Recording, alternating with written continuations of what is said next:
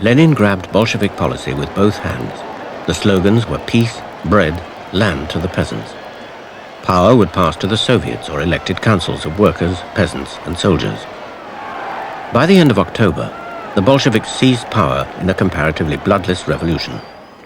Stalin kept out of the limelight, editing Pravda and assisting Lenin. His earlier opposition to revolution wasn't held against him. When the Politburo was formed to direct party policy, Stalin was one of its 7 members. To hold on to power, Lenin made an arrangement with the peasants, 80% of the population. They agreed to support him in exchange for a share in government and a new decree to divide the land equally among them. Hopes still ran high. Prisoners were freed from jail, the death sentence was abolished, the Tsarist secret police was disbanded, the press would be free. Democracy became a possibility. The voting for a new parliament, the Constituent Assembly, had already taken place. But this put the peasants' parties well ahead of the Bolsheviks. Faced with loss of power in a bourgeois parliament, Lenin disbanded the Constituent Assembly.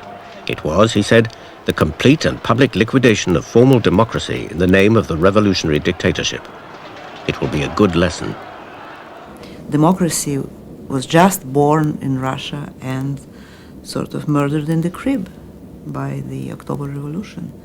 Because what proceeded later was never a democracy, as we understand it, and was never a prosperity, and never brought to Russia anything what was promised. Within weeks of the revolution, the new state security agency, the Cheka, had been formed. Stalin was on the committee which supervised its activities. Lenin brought back press censorship and the death penalty.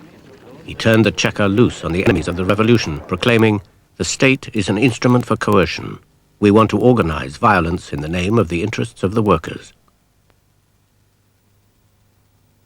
They executed at least 50,000 during the Civil War.